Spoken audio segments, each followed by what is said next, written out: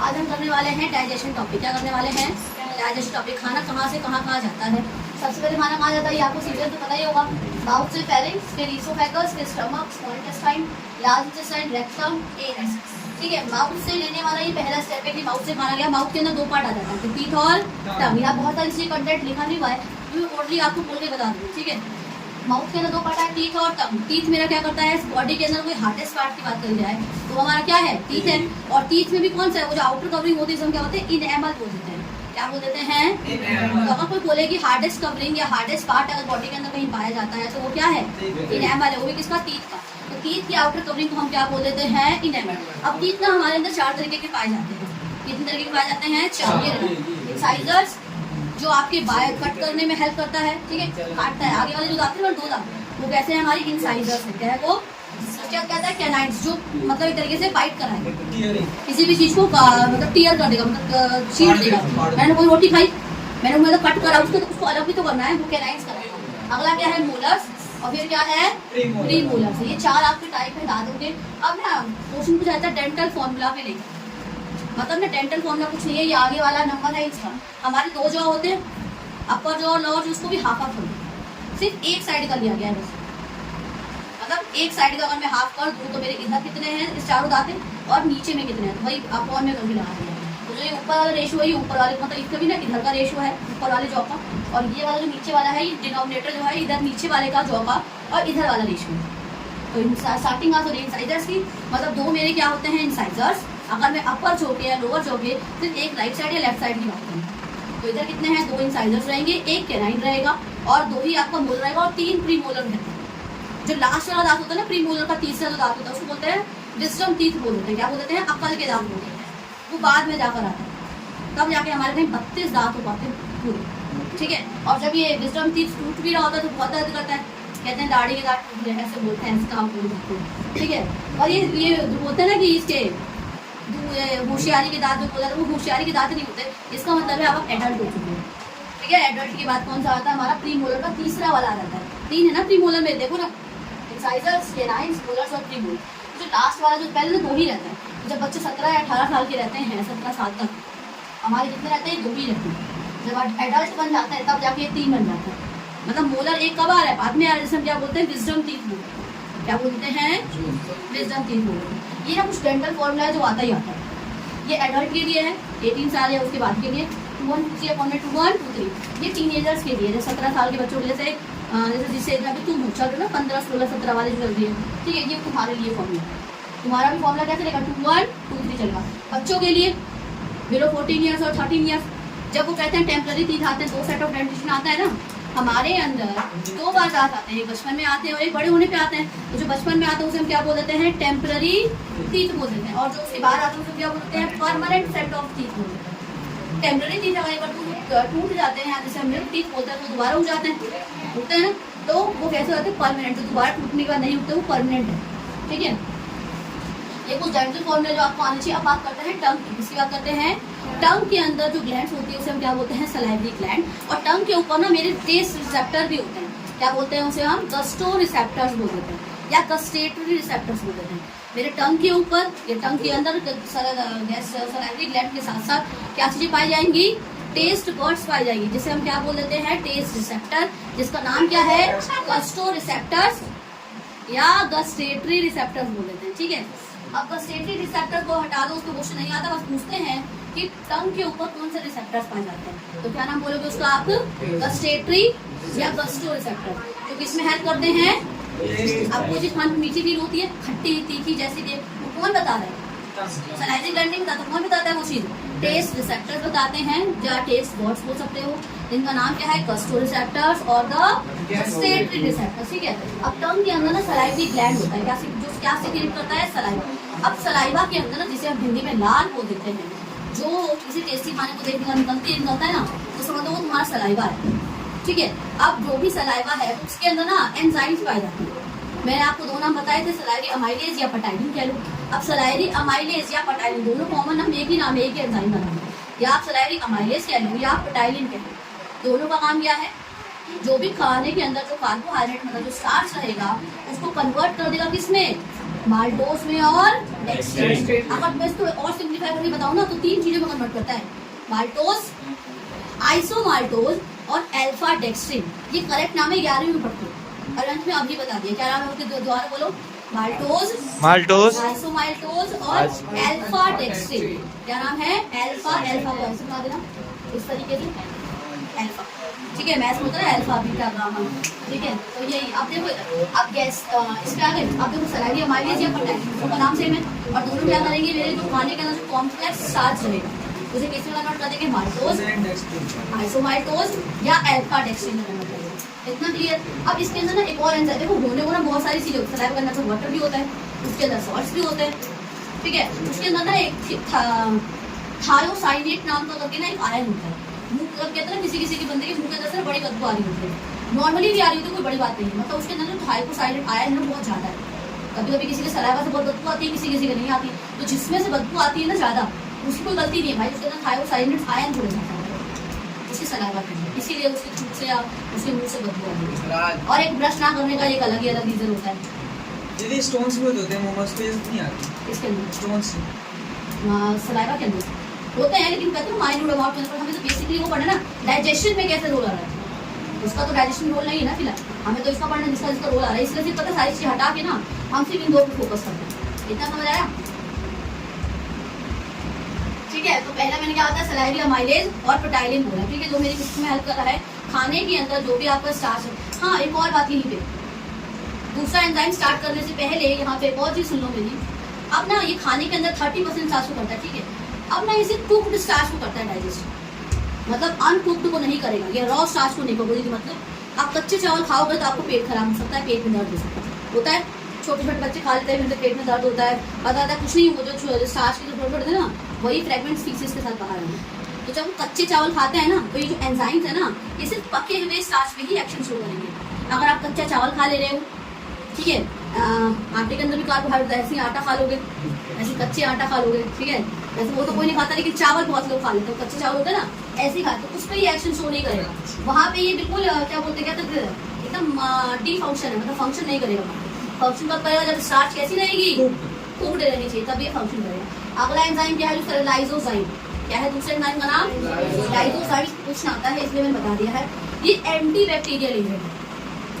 हमारे माउथ के अंदर कोई बैक्टीरिया, मान लो खाने के अंदर कोई भी आ गया है, तो उस बैक्टीरिया को वहीं कहीं क्या कर देता है, किल कर देता है। तो ये लाइसोजाइम क्या है, एक एंटी बैक्टीरियल एजेंट है, जिसको किल कर देगा खाने के अंदर जो भी थोड़े बहुत बैक्टीरिया, जितना इसके कंट्रोल रहेगा उतना तो किल कर ही कर देगा। ठीक है, देखकर खाने के अंदर कहीं कोई इन्फेक्शियस चीज तो नहीं है, उसे वहीं के लिए क्या कर देगा, ये किल कर देगा। तो हमारा माउथ वाला पार्ट कम फेरिंग्स पे आता है। फेरिंग्स क्या था, वो कॉमन रीजन था जहाँ पे क्या मिल रहा था, ओरल कैविटी और नजाल कैविटी के मिलने का जो कॉमन रास्ता था, उसे मैंने क्या बोल दिया था, फेरिंग्स। अब फेरिंग्स और ईसोफेगस को एंजाइम तो होते नहीं है, इसे क्या करते हैं, एक खाने को दूसरी तरफ क्या कर देते हैं, सिंपली पास कर देते हैं। तो जो फेरिंग्स और जो ईसोफेगस है ना, वहाँ पे कोई एंजाइम प्रेजेंट नहीं है। ये क्या करेंगे, जो भी खाना आपने माउथ में खाया है। हाँ, एक और बात, माउथ में खाना क्या बन जाता है, बोलस बन जाता है। क्या बन जाता है, मतलब फूड प्लस सलाइवा मिलके मेरा क्या फॉर्म कर दे रहा है, बोलस बना दे। क्या बना दे रहा है बेटा, बोलस। अब खाना यहाँ पे यहाँ कोई रोल नहीं है, पेरिस्टालसिस मूवमेंट की वजह से खाना कहाँ चला जाएगा, नेक्स्ट पार्ट स्टमक के अंदर कहाँ चला जाएगा, ये रहा स्टमक का डायग्राम। स्टमक के 4 पार्ट होते थे। ठीक है, क्या क्या नाम था उसको, कार्डिया, फंडस, बॉडी और कार्डिया। कार्डिया खाने को एंट्री करा था, यहाँ पे एक स्फिंक्टर लगा पड़ा था, जिसका नाम क्या था, कार्डियक स्फिंक्टर। अब एंट्री के लिए एग्जिट के लिए दोनों तरफ स्फिंक्टर रहेंगे। एंट्री वाले स्फिंक्टर का नाम क्या था, कार्डियक स्फिंक्टर, और एग्जिट वाले का नाम क्या था, पाइलोरिक स्फिंक्टर। Pyloric sphincter. तो सारी चीजें वही पहले पढ़ाई थी। कार्डिया एंट्री करा था, फंडस एक गैस फिल्ड कैविटी होती है जिसके अंदर एंजाइम्स होते हैं, वो खाने में क्या करता है, उस एंजाइम को खुद नहीं, डायरेक्टली नहीं, इनडायरेक्टली रोल प्ले करेगा। क्या देखे, एंजाइम्स। बॉडी क्या करती है, by the help of contraction and relaxation मेरे खाने को क्या करा रही थी, मिक्स करा रही थी। पाइलोर क्या करता है, जब मतलब खाना ना, जो खाना डाइजेस्ट हो गया है, धीरे धीरे करके वो धीरे थोड़ा थोड़ा पार्ट में डाइजेस्ट होता जाता है, वो किसको दे देते हैं, पाइलोरस को देते हैं। पाइलोरस अपना स्टोर करके रखता है टेम्पररी, वो आगे किसमें देने के लिए, ड्यूडेनम में देने के लिए। किसमें देने के लिए, ड्यूडेनम। के 3 पार्ट थे, ड्यूडेनम, जेजुनम और इलियम। ठीक है, स्मॉल इंटेस्टाइन में फिंगर लाइक प्रोजेक्शन थे, आप क्या कह रहे थे, ठीक है। अब ना गैस्ट्रिक ग्लैंड्स ना, मैं देखो सिक्रीट क्या करता है वो सबको पता है, एचसीएल करेगा, पेप्सिन करेगा, म्यूकस करेगा, एक रेनिन भी करता है। ठीक है। अब वो करने के लिए मैंने गैस्ट्रिक ग्लैंड सीक्रेट करती है। अच्छा मैं आपको ना ये पूरा क्या एक तरीके से एलिमेंट्री कैनाल है ना पूरी, तो हमारे पता है एलिमेंट्री कैनाल ना पूरी एलिमेंट्री कैनाल पूरी 4 लेयर से मिलकर बनी पड़ी है। कितने लेयर से मिलकर बनी पड़ी है? 4। उसमें से लेयर्स का नाम तो नहीं जा रहा, उसमें से एक लेयर है म्यूकोसा। क्या नाम है? म्यूकोसा। सब म्यूकोसा मस्कुलर रेसेस नाम है, ठीक है। बस याद रखो म्यूकोसा बना हुआ है। मैंने क्या होगा जितनी मेरी एलिमेंट्री कैनाल है ना वो 4 लेयर से मिलकर बनी पड़ी है। तो एलिमेंट्री कैनाल को पता है क्या करना, मैंने फूड पाइप ना ऐसे काट के लेना, ये फूड पाइप नहीं मैंने ऐसे काट लिया, उसको ऐसे लिखी। तो यहाँ पे ना कुछ 4 लेयर्स दिखेंगी, क्या दिखेंगी? 4। उसमें से ना जो भी ग्लैंड बनाता है वो म्यूकोसा वाली लेयर बनाती है। कौन सी लेयर बनाती है?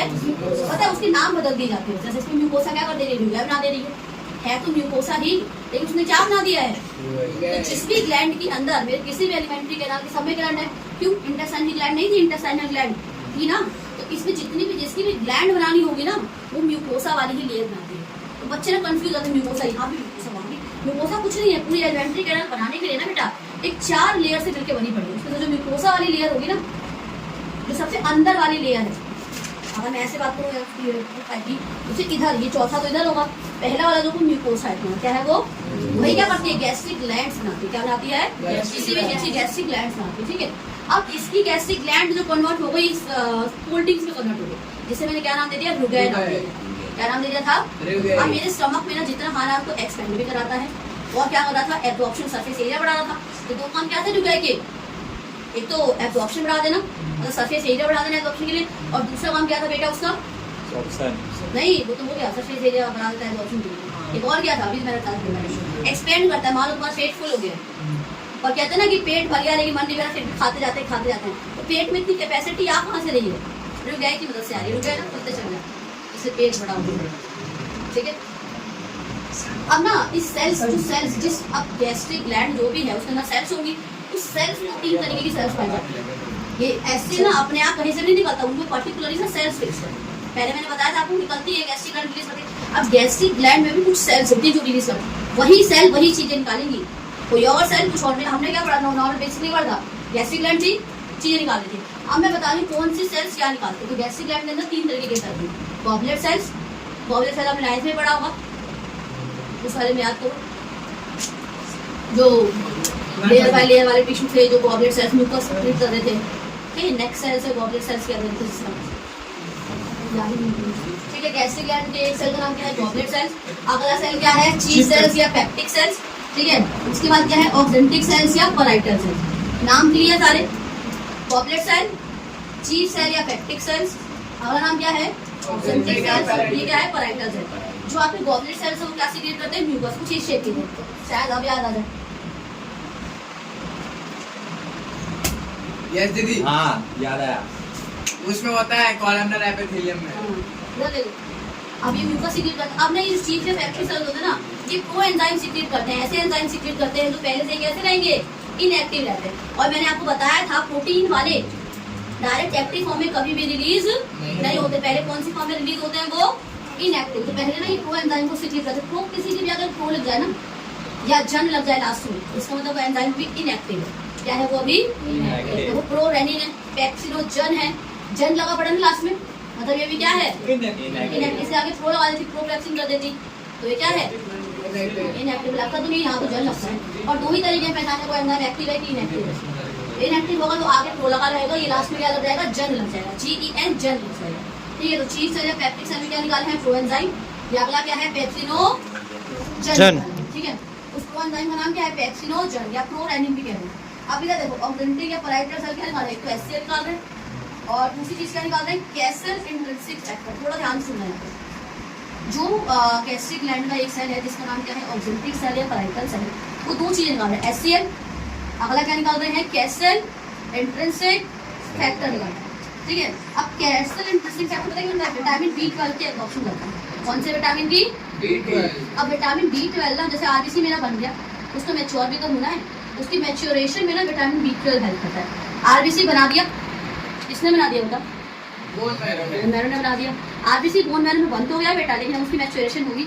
मैच्योरेशन करने के लिए जो फैक्टर चाहिए उसका नाम क्या है? Vitamin B12। और यही कहते हैं कि अगर B12 की कमी हो जाए तो परनीशियस अमीनेमिया हो जाता है। क्या हो जाता है? क्योंकि RBC बन नहीं रही, आरबीसी की कमी हो गई है, और रेड ब्लड सेल्स की कमी हो तो क्या हो जाता है, अनीमिया हो जाता है। और उस स्पेशल जब ना इसकी कमी की वजह से बनेगा ना, तो उस अनीमिया को हम कहते हैं पर्नीशियस अनीमिया। क्या बोल देते हैं, Pernicious। अब ना ये जो विटामिन B12 है ना, ये सिर्फ और सिर्फ हमें नॉन वेजिटेरियन डाइट से मिलती है, मतलब मीट वगैरह खाने से, फिशेस वगैरह खाने से, ये सिर्फ आपको उससे नहीं मिलेगी। तो पर्नीशियस अनीमिया ज़्यादातर पता है किसे होता है, उन ह्यूमन्स को होता है, ह्यूमन बींग्स को होता है जो वेजिटेरियन है, क्योंकि वो मीट वगैरह खा नहीं रहे। ठीक है, ठीक है, मीट वगैरह खा नहीं रहे, फिशेस वगैरह खा नहीं रहे, विटामिन B12 क्या नहीं कर रहा, मिल नहीं रहा, फिर ना एडिशनली टैबलेट दी जाती है। पर्नीशियस अनीमिया होने का सिर्फ एक ही कारण है कि विटामिन B12 बॉडी के अंदर नहीं है, और वो कहाँ से मिलेगा, मीट से। मतलब मीट वैसे डाइट मीट वगैरह से। तो ये समझ आ गया एससीएल आप देखते हैं नॉर्मल, तो आपका म्यूकस क्या करता था, ल्यूब्रिकेशन कर रहा था और इनर लाइनिंग से बचा रहा था। एससीएल करता है बैक्टीरिया को किल करता है, और ये जो पैक्सिनोल इनएक्टिव है ना, इसे क्या करता था, एक्टिवेट करता है। अब ये प्रोरेनिन नाम का भी एंजाइम निकल रहा है। ये जो प्रोरेनिन एंजाइम है ना, अब ये जो पैक्सिन है, ये हमारे केस में प्रोटीन को डाइजेस्ट करता है, मतलब एडल्ट्स में, मतलब बड़े हो जाते हैं ना, जैसे मान लो 3 साल के बाद या 1 साल के बाद, जब बच्चा 1 साल तक रहता है तो वो मिल्क पीता होगा, मतलब 6 महीने तक, तो मदर्स मिल्क में तो फी रहते हैं, हम सर्वाइव करते हैं, जो बच्चा होता है छोटा सा। तो उस टाइम पे जो बच्चों के अंदर, जो इन्फेंट के अंदर, इन्फेंट क्या होता है, 1 साल तक बच्चों को इन्फेंट बोलते हैं ना, तो इन्फेंट के अंदर जो प्रोटीन डाइजेस्ट करने वाला एंजाइम है, उसका नाम रेनिन है। क्या नाम है, और यहाँ बेटा मैंने डबल एन लगाया है, सिंगल एन लगाने से लिवर वाला एक बनता है भाई, इसलिए याद रखना, यहाँ पे डबल एन है रेनिन। और ये भी कैसा होगा, प्रोटीन डाइजेस्टिंग एंजाइम है, प्रोटियोलिटिक एंजाइम है, तो मतलब ये कैसा रहेगा, पहले इनएक्टिव निकलेगा ना, तो इसको हमने प्रोरेनिन नाम दे दिया मैंने। इसको भी एक्टिवेट कौन करेगा, एससीएल ही एक्टिवेट करेगा।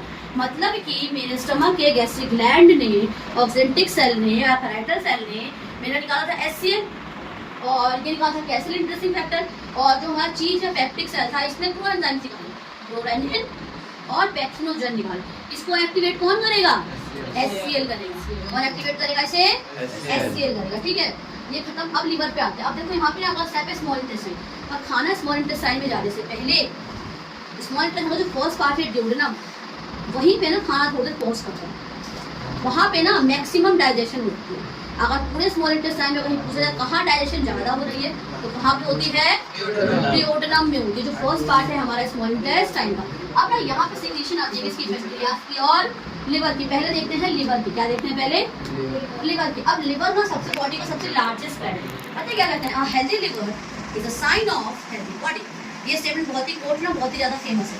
मैंने क्या बोला, a healthy liver is a sign of healthy body. क्योंकि पता है ऐसा, क्योंकि अगर किसी का लिवर हेल्दी है ना, मतलब उसकी बॉडी भी हेल्दी है। फिर लिवर ना बहुत सारे काम कराता है। ग्लूकोज को तोड़ना है, लिवर कराता है। ग्लूकोज को बनाना है, लिवर कराता है। फैट को तोड़ना है, लिवर कराता है। फैट को वापस बनाना है, लिवर कराता है। आरबीसी को बनाना है, वो भी वही कराता है। क्योंकि आरबीसी को तो नहीं कराता, लेकिन आरबीसी बनाने वाले कुछ फैक्टर्स चाहिए होते हैं जिसे लिवर बना रहा होता है। तो लिवर ना ड्रग्स को डिटॉक्सिफाई करता है, पढ़ा ना इसके बारे में। मतलब लिवर ना नंबर्स ऑफ वर्क कर रहा है, इसलिए क्या बोलते हैं, a healthy liver is a sign of healthy body. ठीक है, अभी लिवर है। अब लिवर के अंदर ना यहाँ पे ना एक सेगमेंट होता है, जो मेरे लिवर के अंदर 2 लोब होता है, राइट लोब और लेफ्ट लोब। ये आपका राइट लोब है, ये आपका लेफ्ट लोब है। ये आपको यहाँ पे स्ट्रक्चर दिखा, इसको बोलते हैं गॉल ब्लैडर। क्या बोल देते हैं, गॉल ब्लैडर। अब ना यहाँ पे ना ये जो सेगमेंट है, इसे बोलते हैं फेल्सीफॉर्म लिगामेंट। क्या बोल देते हैं, फेल्सीफॉर्म लिगामेंट। ये राइट है, ये लेफ्ट है, यहाँ पे तुम्हारा गॉल ब्लैडर। अब पता है यहाँ से भी एक डक्ट आ रही होती है और यहाँ से भी एक डक्ट आती है, दोनों मिलकर एक कॉमन डक्ट बनाते हैं। ये रही राइट। अब देखो लिवर से रिलेटेड तो क्या बढ़ेगा, हेपेटिक। तो राइट हेपेटिक डक्ट, ये लेफ्ट हेपेटिक डक्ट है। ठीक है, ये राइट वाली है और ये, अब दोनों ने मिलकर ना एक कॉमन हेपेटिक डक्ट बना लिया। क्या बना लिया है, कॉमन हेपेटिक। अब यहाँ देखो लिवर गॉल ब्लैडर है, गॉल ब्लैडर की भी एक डक्ट आएगी, यहाँ पे थोड़ा सा मिलेगा दोनों। तो जब ये दोनों यहाँ से आके कॉमन हेपेटिक डक्ट में यहाँ पे जो भी सिक्रीशन है, मैंने देखो जो तुम्हारी लिवर है जो बाइल बनाती है, वो बनाती कहाँ पे है, लिवर के अंदर। लेकिन बाद में स्टोर और सीक्रेट कौन कराता है इसको, गॉल ब्लैडर। एक और चीज याद रखो, जो तुम्हारा गॉल ब्लैडर है ना, उसे कंसंट्रेट भी करता है 7 से 8%। मतलब जितना वो फॉर्म आया हो ना बाइल का, उसको और कंसंट्रेट करना। कंसंट्रेट का मतलब क्या होता है, और मतलब एक तरीके से डार्किश टाइप कर देगा, है ना, उसके और फुली प्योर फॉर्म में ले आएगा उसको। तो एक तरीके से यहाँ से आएगा, तो पहले ये इसी के अंदर रहना चाहिए ना। तो पहले यहाँ से अगर तुम्हारा बाइल आता है राइट से और लेफ्ट से, तो पहले कहाँ जाएगा वो, गॉल ब्लैडर के अंदर। वहाँ पे क्या होगा, स्टोर होगा, कंसंट्रेट होगा और रिलीज हो जाएगा। अब रिलीज करके ना यहाँ से जो अब इसकी भी तो डक्ट का कुछ ना कुछ नाम होगा, लीवर वाली, सॉरी गॉल ब्लैडर वाली, इसका नाम है पॉलीसिस्टिक डक्ट। क्या नाम है इसका? Polycystic duct.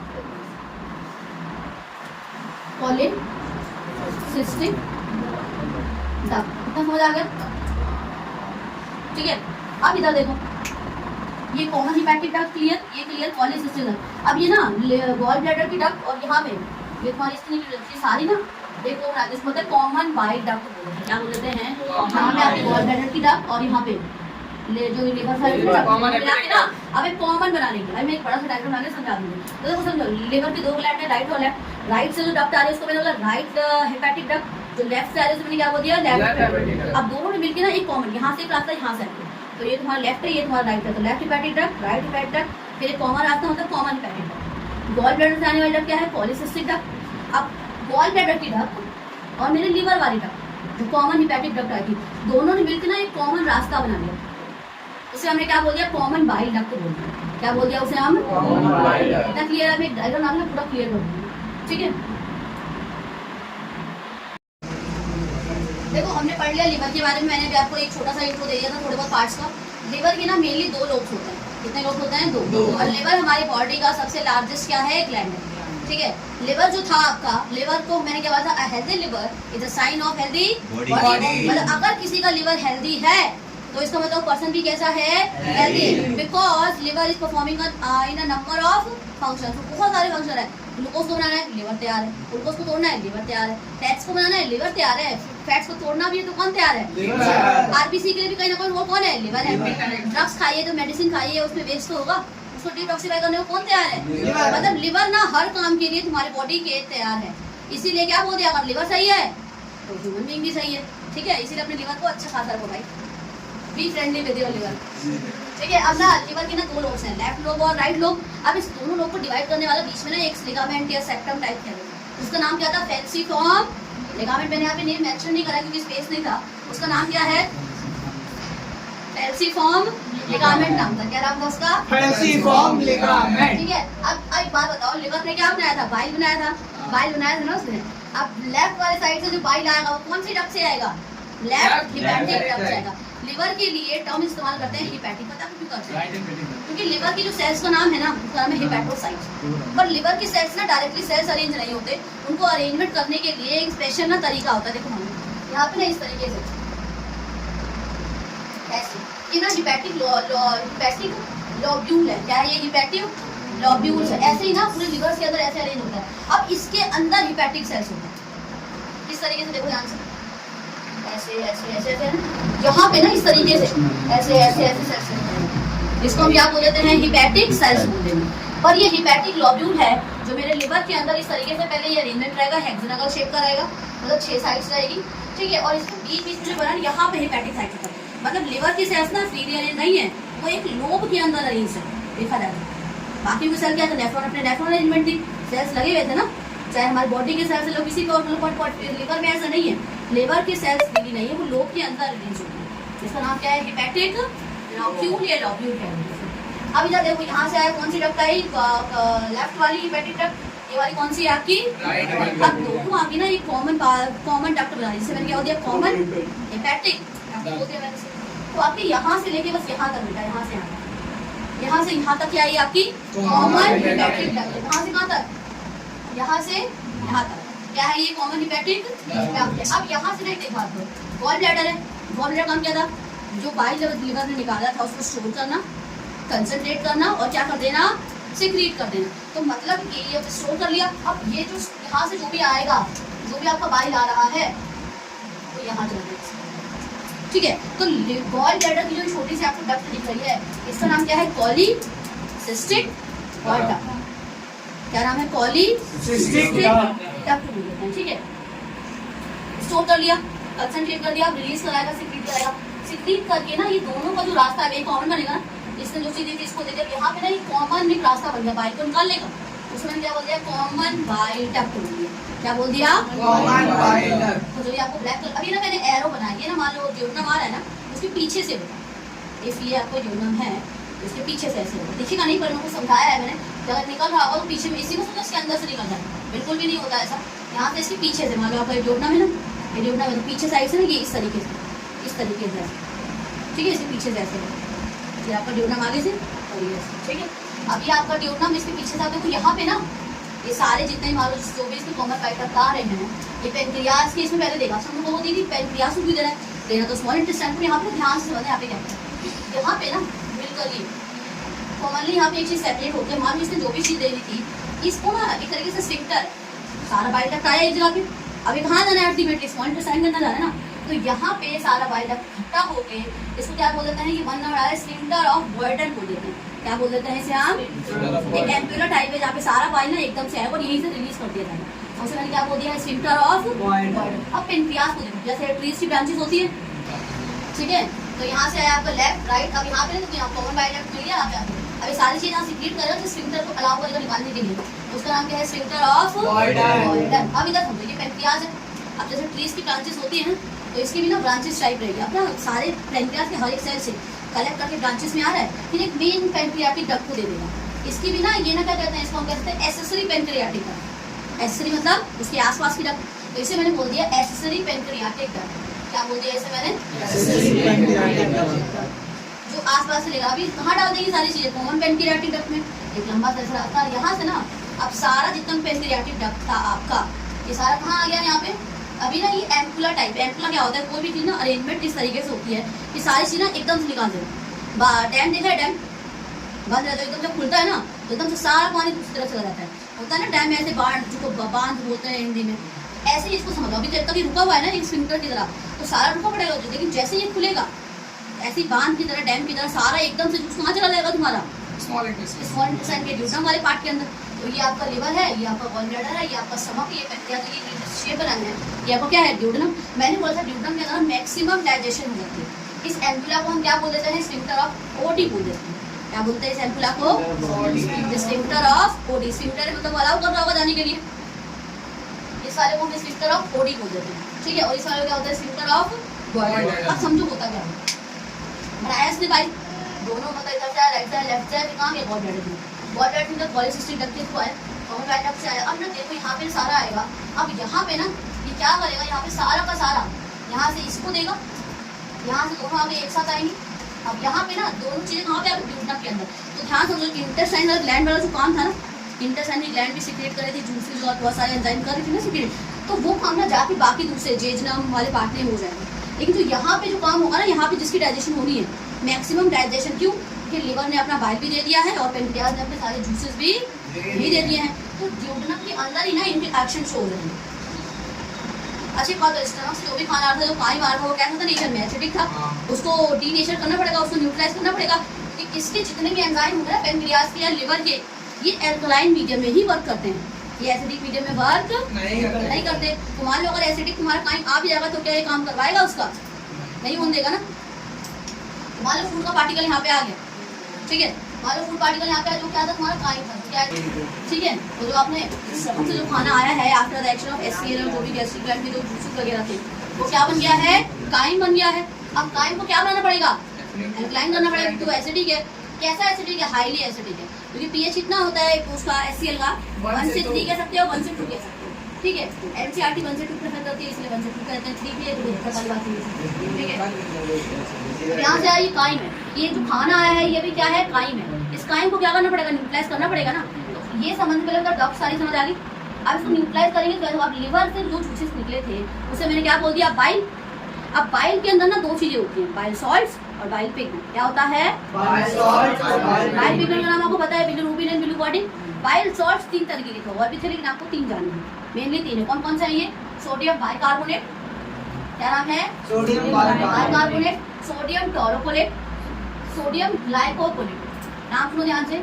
Bile pigment, sorry मैंने उल्टा कर दिया, ये देखो ये जो बाइल सॉल्ट्स में आएगा, ये सारा कहाँ आएगा, कोई दिक्कत नहीं भाई, मुझे तो बस नेचुरल वीडियो बनानी, कोई दिक्कत नहीं। कहाँ से शुरू कर दिया, ठीक है। तो यहाँ से वही थी छोटी सी बाइल सॉल्ट्स, और ये आपका बाइल पिगमेंट है। बाइल पिगमेंट मतलब बिलिरुबिन और बिलिरुबिन, इसका कलर क्या होता है, येलो, इसका कलर क्या होता है, ग्रीन होता है। तो bilirubin is of yellow colour and bilirubin कैसा कलर है आपका, ग्रीन। जो आपके यूरिन में जो येलो कलर आता है ना, उसके लिए रिस्पॉन्सिबल कौन है, बिलिरुबिन। पहले तो बिलिरुबिन टूटता है यूरोक्रोम में। कौन किस में कन्वर्ट होगा? यूरोक्रोम। और यूरिन में ना यूरोक्रोम की फॉर्म में ही बाहर आता है, इसीलिए मेरा यूरिन किस कलर का दिखता है मेरे को? येलो। मतलब मेरा नहीं, सबका ही उसी कलर का होता है, ठीक है। अब बिलिरुबिन पे आ जाओ, बिलिरुबिन किस कलर का? ग्रीन कलर का। तो बिलिरुबिन ना पहले कन्वर्ट किस में होता है? सर्कोबिलिन में। किस में कन्वर्ट होता है? सर्कोबिलिन। जो आपकी फीसिस के साथ क्या करता है? बाहर आ जाता है। अब ना एक क्वेश्चन है, मतलब एक चीज है, सुनो ध्यान से, कि जो आपका ये बाइल पिगमेंट है बना कैसे? लीवर। 10th क्लास के हिसाब से नहीं पता होगा, लेकिन थोड़ा तो ध्यान करो, मैंने एक बार बताया था क्लास में। लीवर। बाइल पिगमेंट बना किससे? समझो, प्रोटीन हम खाते हैं, किसमें कन्वर्ट होता है? Amino acid. अल्टीमेटली किसमें कन्वर्ट होगा? अमाइनो एसिड में। जैसे प्रोटीन का जो सीक्वेंस है ना कन्वर्ट, पहले प्रोटीन्स कन्वर्ट होता है पेप्टाइड्स। प्रोटीन कन्वर्ट होगा आपका पेप्टोन्स में। सुन लेना, पेप्टोन्स और नहीं, प्रोटीन कन्वर्ट होगा आपका पेप्टोन्स में, और पेप्टियाजेस नहीं होता उसमें कन्वर्ट हो जाएगा। अब ये ना पहले एक फॉर्म है जो स्टमक के अंदर होता है। इस स्टमक में प्रोटीन डाइजेस्ट हो रहा था ना, कौन कर रहा था? पेप्सिन कर रहा था। तो पेप्सिन ना पहले प्रोटीन को कन्वर्ट करता है पेप्टोन्स में। इसमें कन्वर्ट कर देगा पेप्टोन्स। अब ना इसके अंदर जो तुम्हारा ये बाहर जो ड्यूडेनम के अंदर जो प्रोटीन डाइजेस्ट होगा तुम्हारा, तो अब वो तुम्हारा पेप्टोन्स था ना, वो कन्वर्ट हो जाएगा तुम्हारा पेप्टाइड्स। और अब ये पेप्टाइड भी आगे जाके फर्दर, ये पेप्टाइड तुम्हारा ड्यूडेनम के अंदर हो गया, पेप्टाइड्स में बदल गया। मतलब प्रोटीन तुम्हारा पेप्टोन्स में कन्वर्ट हुआ स्टमक के अंदर। अब पेप्टोन्स किसमें कन्वर्ट हुआ? पेप्टाइड्स के अंदर। किसमें? ड्यूडेनम के अंदर। अब जो तुम्हारा ये पेप्टाइड्स था ना ड्यूडेनम वाला, अब ये आगे जाके अमाइनो एसिड में कन्वर्ट हो रहा है, पर जाके आगे फर्दर वाले पार्ट में। तो अमाइनो एसिड तो बनता है, लेकिन लास्ट में जाके बनता है। तो प्रोटीन से अल्टीमेटली बनना क्या है? Amino acid. अब अमाइनो एसिड ना कभी कभी मान लो ज्यादा हो गया, जितना यूज करना था होगा, कुछ बच गया।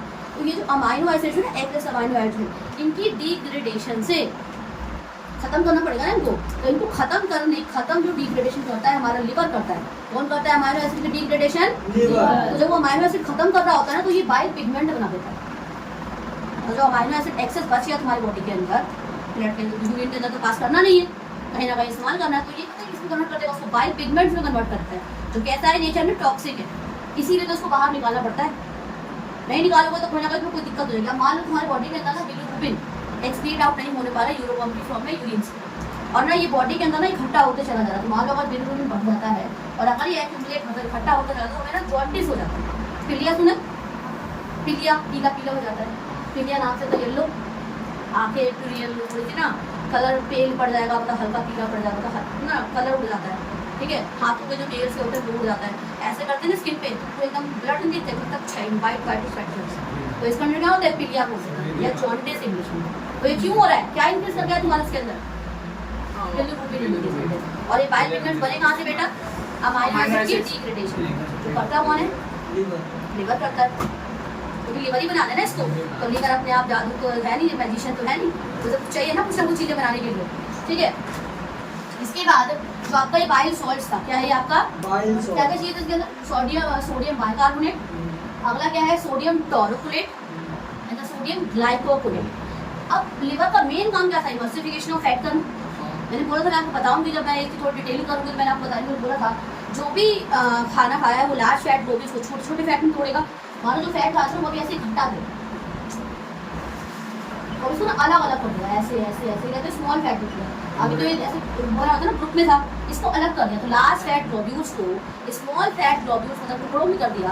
इसने किया था वो काम तुम्हारा, इसी प्रोसेस को क्या होता है? Emulsification of fat. और इसको करने वाले ना तुम्हारे यही होते हैं, ये करवा एग्जैक्टली नाम मैंने बहुत बताया को ये है, सोडियम टोरोकुलेट और सोडियम ग्लाइकोकुलेट बोलते हैं। इसीलिए बोलते हैं ना बाइल सॉल्ट्स। अल्टीमेटली तुम्हारे को स्टेटमेंट मिलेगी एनसीईआरटी में कि बाइल सॉल्ट्स हेल्प कर रहा है break the emulsification of fat में। बाइल सॉल्ट में भी कौन है तुम्हारा?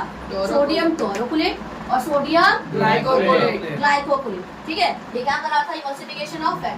अब मैंने बोला था ना इसको न्यूट्रलाइज करना पड़ेगा काइन को, तो कौन करता है? ये बाइकार्बोनेट आयंस करता है। इतना क्लियर? अब पता है इसको काइन को ना ये करने के लिए लिवर से भी बाइकार्बोनेट आयंस आता है, SCO3 बोलते हैं जिसे, और इससे भी आ रहा होता है SCO3। और ये कौन सा वाला है? सोडियम बाइकार्बोनेट है। तो सुनो इधर, पेनक्रियास से भी आ रहा है, ठीक है, और तुम्हारा लिवर से भी आ रहा है। लिवर वाला तो क्लियर हो गया, सोडियम बाइकार्बोनेट पेनक्रियास से भी आता है। दोनों से बाइकार्बोनेट आयन आएंगे और इस आयन को किसमें कन्वर्ट कर देंगे? काइल। मैंने बोला था ना जब खाना स्टमक में जो भी खाना था उसमें अगर तुम्हारे HCl के साथ मिल जाए तो वो काइल बन जा रहा था। खाना सलाइवा के साथ मिल जाए तो बोनस बन रहा था।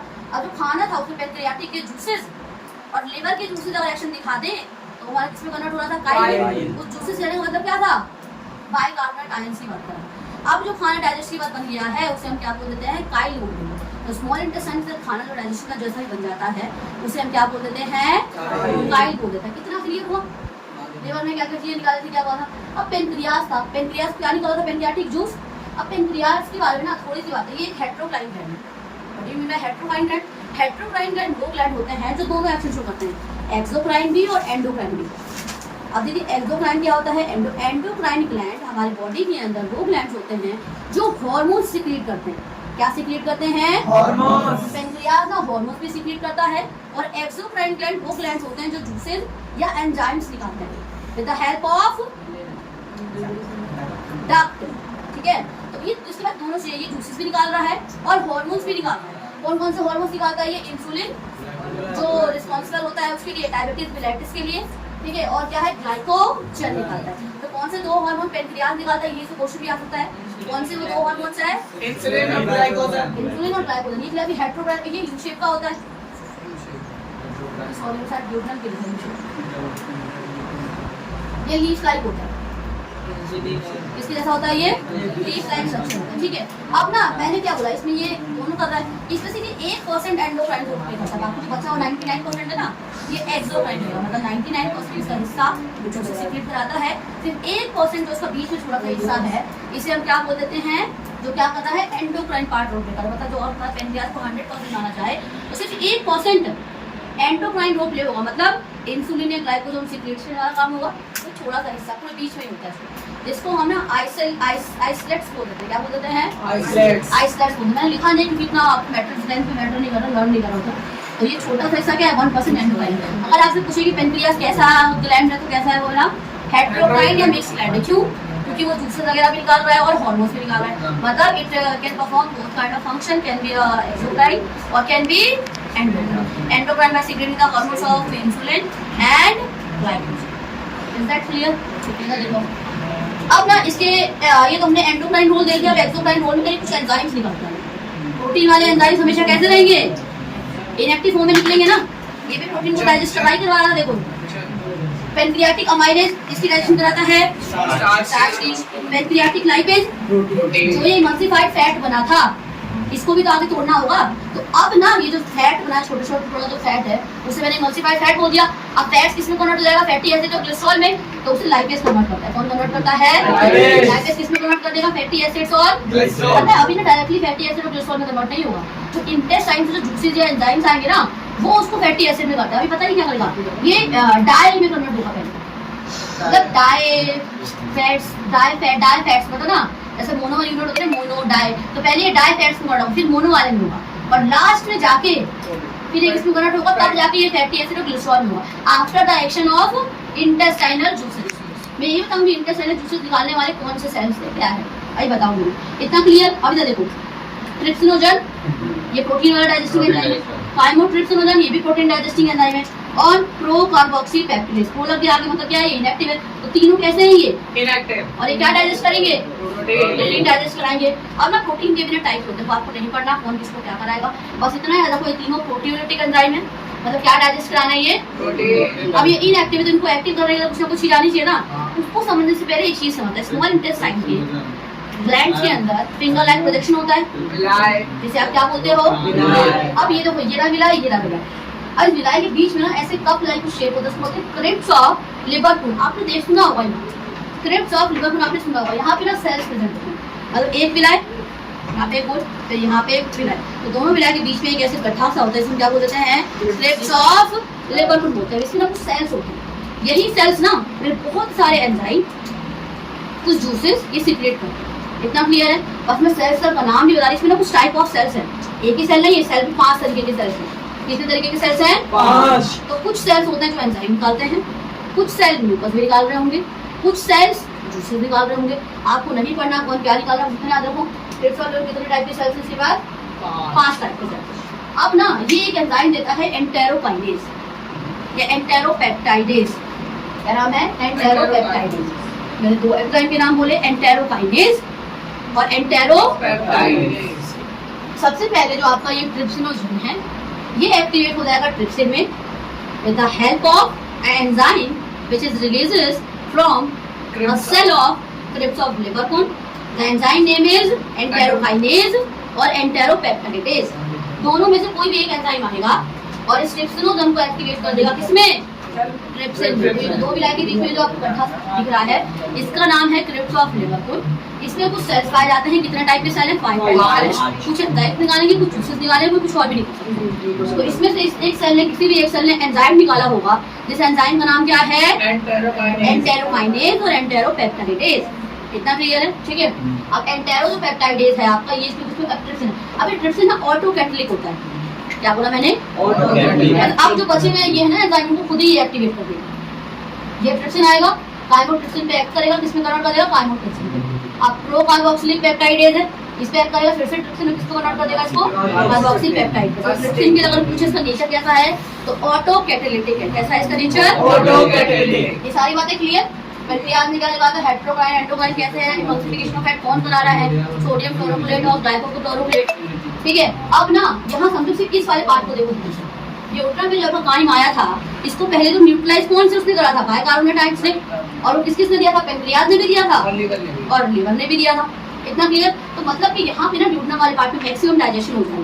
तो यहाँ पे क्या था? कार्बोहाइड्रेट की अगर बात की जाए तो आपका जो स्टार्च था, आप एक बात बताओ, जो स्टार्च 40% जितना हो जाता था वो तो हो गया माल्टोज में, आइसोमाल्टोज में। अब जो वो माल्टोज है ना बेटा वो और फर्दर टूटेगा। माल्टोज जो है वो भी और क्या करेगा? पूरा फर्दर अभी और टूटेगा। माल्टोज है, सफरोज है, वो यहाँ पे भी और टूटेगा। जो तुम्हारी याद करो सलाइवा हमारे तो पेटाइलिन एंजाइम था, वो स्टार्च को किसमें बना था? माल्टोज में, आइसोमाल्टोज और एल्फा-डाइक्सिन में। अभी वो और नहीं टूटेगा, अभी वो और टूटेगा अपनी भी छोटी इसमें फॉर्म में, क्योंकि मुझे अल्टीमेटली किसमें कन्वर्ट करना है? ग्लूकोज में। समझो ना, ग्लूकोज टूटता है फिर और उसके बाद इसमें टूटा और फिर यहाँ पे आगे जाते हैं इंटेस्टाइनल। आपको पता है इंटेस्टाइनल जूसेस कहते हैं ना, इंटेस्टाइनल ग्लैंड होते हैं, वहाँ से जूसेस निकल रहे होते हैं। वो जूसेस यही तो देता है क्रिप्स ऑफ लेवरकुसन। वो क्या था? ये ग्लैंड ही तो है। मैंने क्या बोला था? इंटेस्टाइन के ग्लैंड के पास कुछ फिंगर लाइक प्रोजेक्शंस होते हैं। वो किससे बना है? म्यूकोसा से डिराइव्ड है। अभी भी तो म्यूकोसा से डिराइव्ड है। जो भी ग्लैंड होती है म्यूकोसा से बनती है ना। अब इसकी म्यूकोसा ने ना उंगली जैसा स्ट्रक्चर बना लिया है और पेट के अंदर फोल्डिंग कर दी थी तो उसको विलाय बोल दिया था। इसके अंदर उंगली जैसा स्ट्रक्चर बना दिया है तो इसे क्या बोल दिया हमने? विलाय बोल दिया। अब जो ये विलाय है इनके बीच में जो ऐसे थोड़ा गड्ढा टाइप कहते हैं वो थोड़ा ना थोड़ा सा घसाव टाइप, उसे मैंने क्या बोल दिया? क्रिप्स ऑफ लेवरकुसन बोल दिया। इसमें 5 तरीके के सेल्स पाए जाते हैं, वो एंजाइम दूसरे वगैरह निकालेंगे। इसमें एक एंजाइम आता है एंटेरोकाइनेज और एंटेरोपेप्टाइडेज। अब इसने क्या करा था? इसमें एक्शन करा और ट्रिप्सिन कैसा है आपका? ऑटो कैटालिटिक है। अब वो क्या करेगा? काइमोट्रिप्सिनोजन कन्वर्ट कर दिया काइमोट्रिप्सिन में, प्रो कार्बोक्सिल पेप्टाइडेज को कन्वर्ट कर दिया कार्बोक्सिल पेप्टाइडेज। किसने करा? ट्रिप्सिन ने करा, उससे करा, इसलिए उसका नाम क्या कर दिया हमने? तो ये स्मॉल इंटेस्टाइन और पेंक्रियाज यहाँ पे खत्म होता है। स्मॉल इंटेस्टाइन वो जूसेस सीक्रेट कर रहे थे, वो कहाँ से आ रहे थे? क्रिप्स ऑफ लेवरकुसन से आ रहे थे। अब वहाँ पे जाके हम कहते हैं स्मॉल इंटेस्टाइन में ना कंप्लीट डाइजेशन आ रही है। कंप्लीट डाइजेशन इसलिए नहीं कि सब कुछ डाइजेस्ट हो जा रहा है, मतलब मैक्सिममली बहुत सारी चीजें क्या हो जा रही हैं? डाइजेस्ट। कार्बोहाइड्रेट, फैट और प्रोटीन, और इसीलिए कहते हैं यहाँ पे कंप्लीट ये नहीं कि सब कुछ एकदम डाइजेस्ट हो गया, मामला खत्म था। अभी पे आगे जाके होनी है ना चीजें, देखते हो ना वहाँ पे यूरिन भी, ब्लड भी था, इसलिए क्या करना होता है? सेपरेट करना होता है। अच्छी खासी चीजें जो हो रहती है। अब इधर देखो तो ये होगा स्मॉल इंटेस्टाइन हमारा क्या है? पूरा का पूरा अच्छे से एकदम डन। अब लार्ज इंटेस्टाइन में कुछ पार्ट्स थे आपके, कौन कौन से थे? कोलोन थे, असेंडिंग, डिसेंडिंग, सिग्मॉइड, ट्रांसफर थे। तो वहाँ पे क्या हुआ था? जो भी जितना भी खाना है स्मॉल इंटेस्टाइन में सारा का सारा कहाँ चला जाएगा? इलियम वाले पार्ट से सीकम में जाएगा। तो वहाँ पे ना जो तुम्हारा इलियम है और सीकम के बीच में ना एक स्फिंक्टर लगा रहेगा, उसमें क्या होते हैं? इलियोसिकल स्फिंक्टर बोल देते हैं। क्या बोल देते हैं उसको हम? इलियोसिकल स्फिंक्टर बोल देते हैं। तो तुम्हारा इलियम और तुम्हारा सीकम के बीच में जो स्फिंक्टर लगा पड़ा है उसका नाम क्या है? इलियोसिकल। वाल्व भी कैसा? वाल्व नहीं है, स्फिंक्टर है क्योंकि उसके अंदर रिंग साइड होती है, मसल्स की कॉन्ट्रैक्शन और रिलैक्सेशन। अब खाना खाया सीकम के अंदर, सीकम और अपेंडिक्स ना बॉडी का ना वेस्टिजियल ऑर्गन है। कैसा ऑर्गन है? Vestigial organ. मतलब आपको सीकम के अंदर तो बैक्टीरिया डाइजेस्ट कर रहा है, उसमें सीकम खुद तो कुछ नहीं कर रहा, उसमें बैक्टीरिया काम कर रहा है ना, सीकम खुद थोड़ा कुछ कर रहा है। तो हमारे बॉडी के अंदर अगर 2 वेस्टिजियल पार्ट का नाम बोला जाए तो कौन कौन से हैं? सीकम और अपेंडिक्स। अब सीकम के अंदर सारा खाना है, अब वहाँ कोलोन से प्रोपेल करेगा, राइट हैंड का नाम ड्रॉप कर देगा। ठीक है। तो अब क्या कर रहा था तुम्हारा वो जो इलियम से चीजें आ रही सारी सारी स्मॉल इंटेस्टाइन के लास्ट पार्ट से इधर सीकम में वहाँ पे इलियो सीकल स्फिंक्टर था तो खाने को देना। अब जब सीकम फुल हो रहा तो वो एक सिग्नल देता है किसको, कोलन को, कि खाने को ऊपर क्या करो, प्रोपेल कर लो, मतलब खींच लो।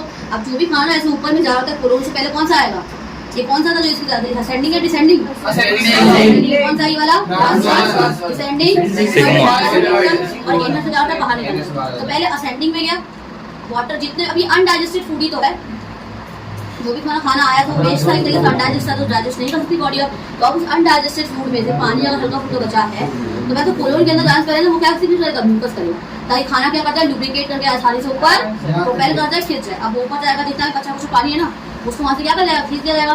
अब सारा खाना ऐसा वेस्ट बचा हुआ कहाँ स्टोर जाएगा, रेक्टम में। कहाँ स्टोर जाएगा, अब रेक्टम से सारा खाना स्टोर होगा टेम्परेरी। अब रेक्टम में भी क्या लगा, रेक्टम की बात नहीं, लेकिन जो एनस था वहाँ पे भी क्या होता है, स्फिंक्टर्स होता है एंट्री के लिए और एग्जिट के लिए। इनर स्फिंक्टर बोल देते हैं, इंटरनल और एक्सटर्नल। इंटरनल वाला कैसा है आपका, इनवॉलंटरी, और बाहर वाला कैसा है, वॉलंटरी। आपको क्या करेगा, जो भी वेस्ट आया है फुल हो गया तो आपका रेक्टम, वो आपको सिग्नल देगा कि उसको बाहर निकालने की जरूरत है। और आप क्या करके आते हो, सारे खाने को एक बार बाहर सुबह के टाइम में निकाल के आ जाते हैं, ठीक है। तो यहाँ पे डाइजेशन पूरा क्या हो गया, एकदम ऑलमोस्ट पूरा का पूरा कंप्लीट हो गया, ठीक है।